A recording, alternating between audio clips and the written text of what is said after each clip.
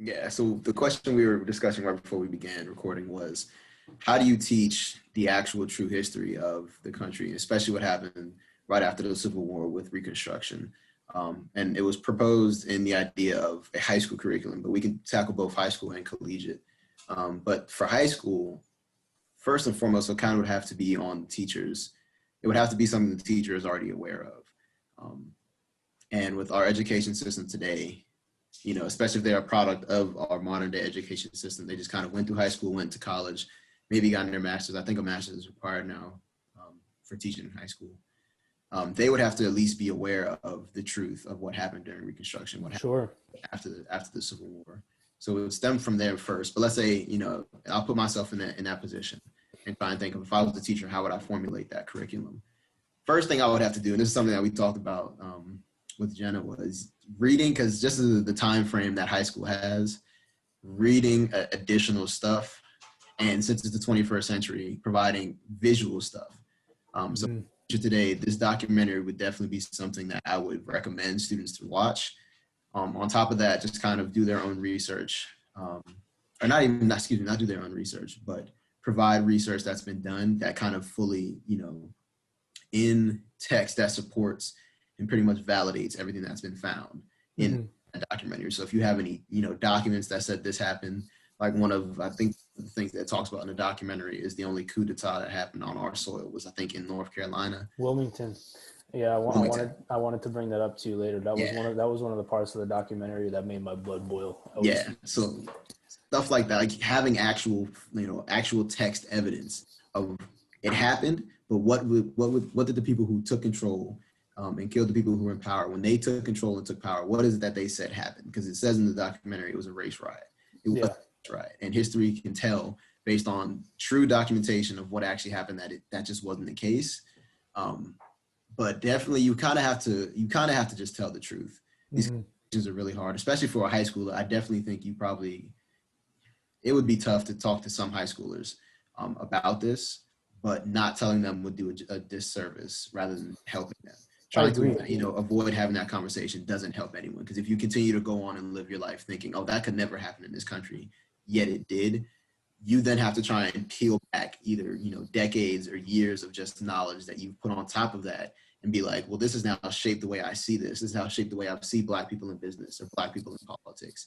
Well, you would have to understand that there's already a history between Black people in politics, Black people trying to just live their life, trying to own land, trying to own business. That's already been gone through during Reconstruction. Right.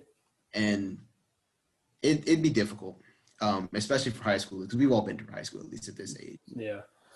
I want to run about something by you real quick, though. And that's from the standpoint of Black History Month as a thing. I almost feel, and you could tell me if I'm way off base, but I feel like that does a disservice to actually teaching it, because if you have this month, so if it were me designing the curriculum, right, you just go chronologically as you would, but you wouldn't have to have this month where you just stop and only talk. Like ideally, you'd have it woven into American history because it's a part of that. And so you'd have I remember, what part of the year did you get to the Civil War? I don't know. It was over. I think it was over a year or two, or a period. Yeah, so you'd start with for a U.S. history class, you kind of start with Jamestown, and that's and you'd get to the Revolutionary War-ish at the end of the first quarter. I should probably have asked a teacher before I started saying this, but and then you get to the Civil War, I think around Christmas, before Christmas. Because then the spring is Industrial Revolution, World War I, World War II, Cold War, and then SOLs and movies. Yeah, honestly. But so I think it would be important to have your history of Reconstruction, because the way that I remember it would be you'd go up to 1877 when the end of Reconstruction was, and then you'd skip to kind of Ellis Island and immigrants, Industrial Revolution, World War I. And that part of what happened between 1877 and sort of 1890, 1895-ish, kind of just doesn't get taught. on purpose. It's intentional. Like, Yeah, and as you so see from the documentary, there was reasons that a lot of what went on during that time has been kind of pushed under the rug. right, 100%. And so You know. that needs to get. I feel like to do that, you almost need to just get rid of that, because I feel like I remember thinking back on that, like February, like learning that month was just like it felt weird to me. Mm-hmm. And like it was one of those things where, and again, maybe this is me not understanding, Mm-hmm. but it was almost just like, why don't we just learn about this in chronological order with the rest of American history? Mm-hmm. Not because I didn't feel like it was bad that it was getting singled out in sort of the, let me search for the right words here. I didn't feel like it was getting singled out in a positive way. Like I didn't feel like that month was like, let's shine a spotlight on this. I felt like Mm-hmm. that month was like somebody told you you had to do it Mm-hmm. to like, for whatever reason, and you're kind of half-assing it because Mm-hmm. you're like, here's 4 facts about Rosa Parks and Mm-hmm. Martin Luther King and Booker T. Washington Mm-hmm. and Frederick Douglass, and then you just continue on. It's like, well, why aren't we learning about that stuff in the time period that they were actually active? And that never made sense to me.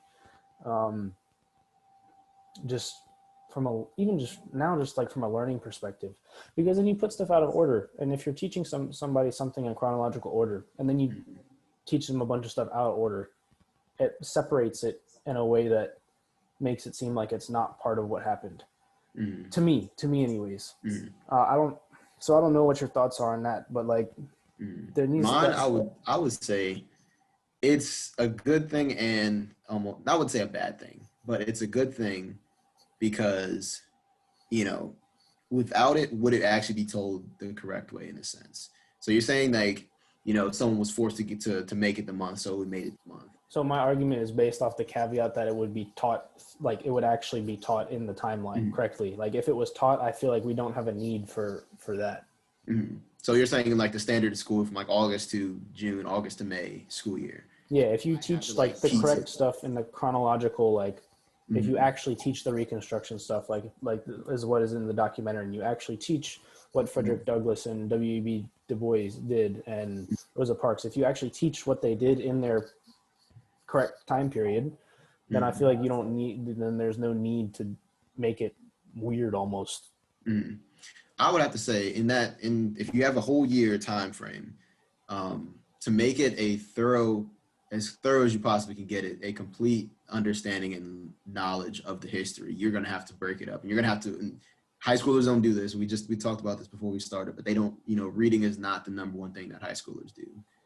You're not gonna be able to teach. You can find, you know, compiled videos, compiled documentaries, or just things that you can visually take up a class and kind of cover a whole sector. Like about this could be 4 classes in high school. You get about an hour, 15 hour and a half of classes in high school. This could be 4 days throughout. Yeah. And you have now just learned of an entire period.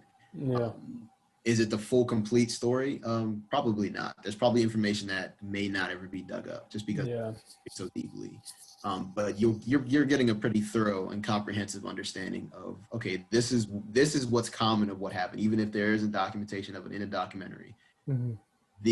How you said like how, you know, how could you think of something like this back in the day when you don't do it now? Well, if you're back in the day, this probably wasn't anything of a surprise because it was probably happening all over the South, all over the country. So getting a full understanding, you're going to have to do additional or supplemental information. Sure.